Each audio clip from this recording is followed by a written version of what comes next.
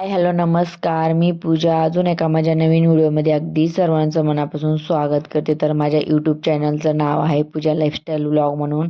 तर प्लीज जे कोणी माझे नवीन व्हिडिओ बघत असेल तर प्लीज मला सबस्क्राईब करा आणि लाईक करा आणि शेअर करा आणि कमेंट करून सांगा की व्हिडिओ कसा वाटला.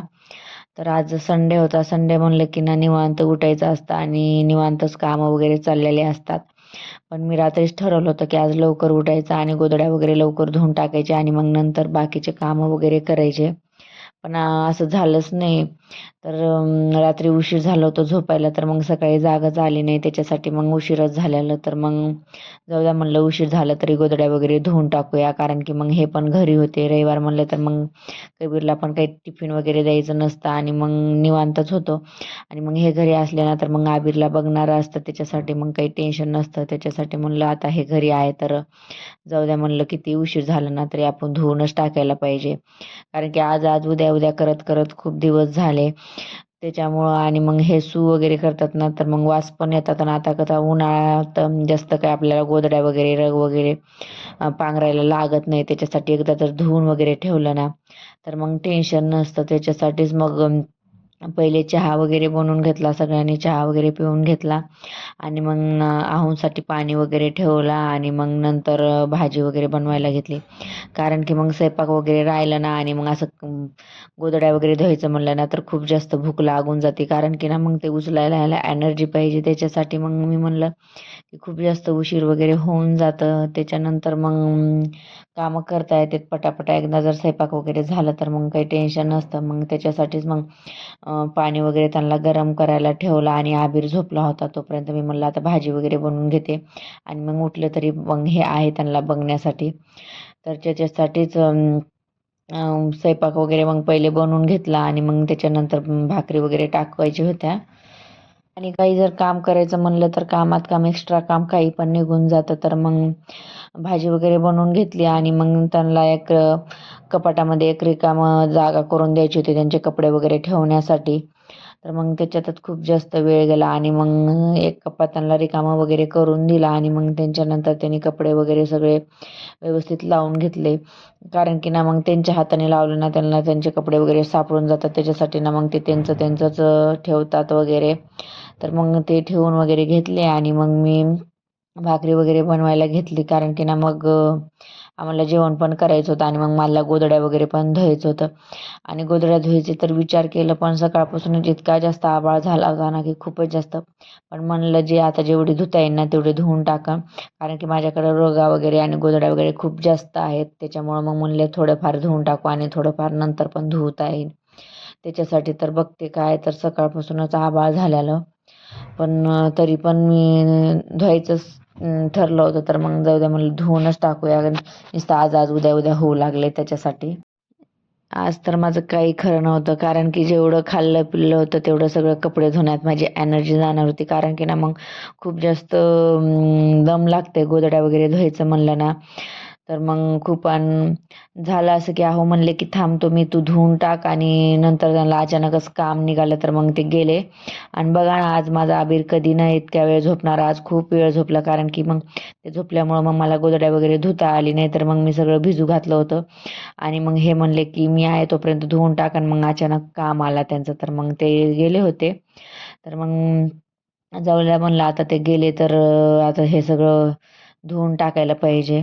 आणि मग बघा ना माझं नशीब, मी धुवू लागले आणि सकाळपासून विचार केलेला की आज खूप जास्त आभाळ वगैरे आलाय, आता काही गोधड्या वगैरे वाहणार नाही आणि काही नाही. पण असंही मला काही हे नव्हतं की आभाळ पण आलं तर आमच्याकडे एक्स्ट्राचे गोधड्या रग आहे, त्याच्यासाठी मग मला धुवायचंच होतं. पण सगळे धुवायला घेतले आणि मग दुपारून म्हणजे एक एक एक दोनच्या नंतर मग मस्त कडक ऊन पडला होता. तर मी म्हणलं बरं झालं की मी धुवून टाकलं, नाही तर मग आभाळ आलं म्हणून ठेवला असता आणि मग ऊन पण गेला असता त्याच्यासाठी. तर मग सगळ्या एक एक एक एक करून गोधड्या वगैरे धुवून टाकले होते.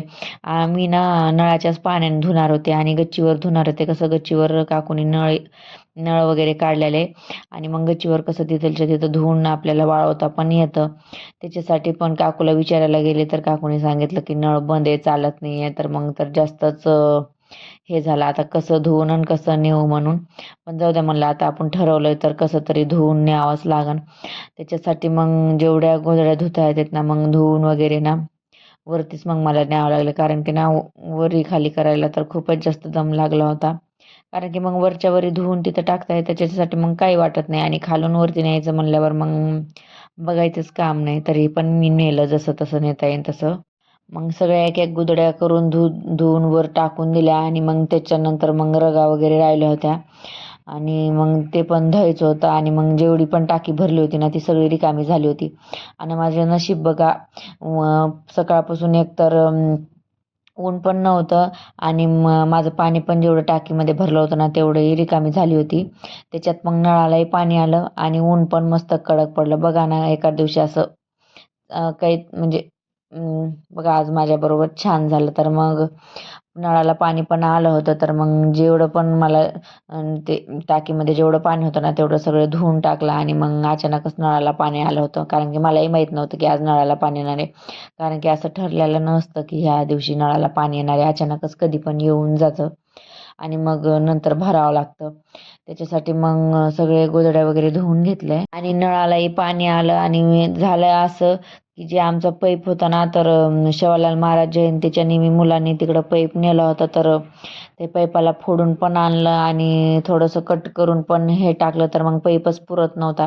तर मग दुसरा पैप लावत होते आणि इतकी जास्त परेशानी होत होती ना की पुढं लावत होते आणि मागं थोडंसं पण दबल्यावर लगेच मागं पैप निघत होतं. कारण की माझं अर्धा एक तास तर ते पैप लावण्यात आणि त्या ह्याच्यातच गेलं. कारण की ना मुलांना दिलं होतं पण त्यांनी सगळं खराब करून आणलं. तर मग टाकीमधलं हे सगळं पाणी वगैरे संपलं होतं. तर मग एकदा जर धुवून घेतलं तर मग 4-5 दिवस धुवायची गरज नसते. आणि जेव्हा केव्हा पाणी येताना नळाला तेव्हा मी धुवून घेत असते, कारण की मग त्याच्यात आळ्या वगैरे पडून जातात त्याच्यासाठी. आणि मग एक टाकी पाणी पिण्यासाठी, म्हणजे पिण्यासाठी नाही तर स्वयंपाकाला वापरण्यासाठी भरून घेत असते.